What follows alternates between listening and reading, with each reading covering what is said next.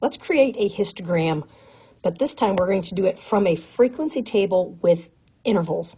So remember that a histogram is a graph where we're talking about continuous data, so the bars touch. So we are going to be given a frequency table.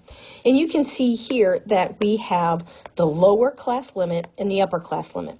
That means for this first one, these are numbers between 6 and 16, and there are 12 of them. That's what this means.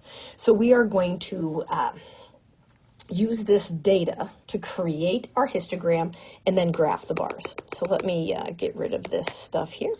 First things first, we have to create our histogram. Now, and our graph for it.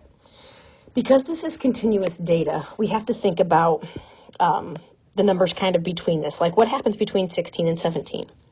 Okay, so we're going to start at 5.5. The reason I'm starting at 0.5 is because halfway between 16 and 17 is 16.5. So we're doing the 0.5s.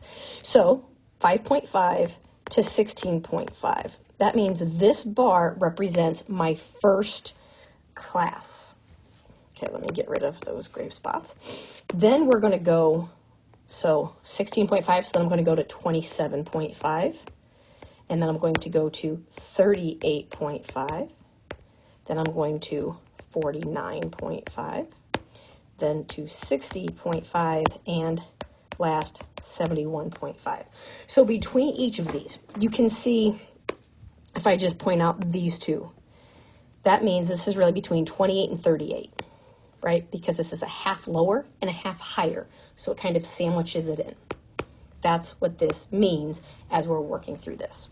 Now, when I look at my vertical axis, right, so I've got my horizontal, which represents my classes, right, so this represents the classes, and the vertical axis is going to represent the frequency.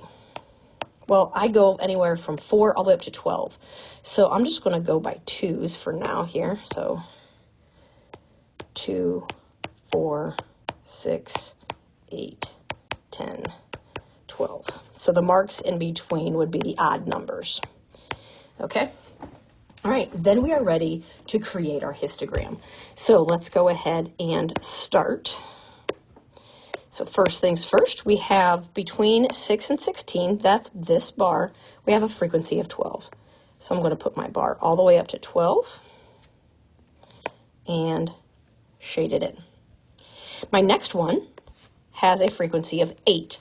So I touch, so I'm going to use the left side of that bar, frequency of 8. Then between 28 and 38, I have a frequency of 7, so that's just a half a splotch down. And you can see every time I use the side of the first bar to help with my next one. So between 39 and 49, I have a frequency of 10, so this one's going to go up to 10 before I fill it in. Then we're going to go 4, so go over from 4. And then last but not least, we have 6. So we're going to go up to 6. And there is our histogram. So just remember that a histogram is a bar graph where the bars touch. And when we're using classes, we always want to be signifying that. So this number here would be like the middle, it's like the midpoint between the two classes. That's a good thing to remember. The midpoint between the two classes. Thanks.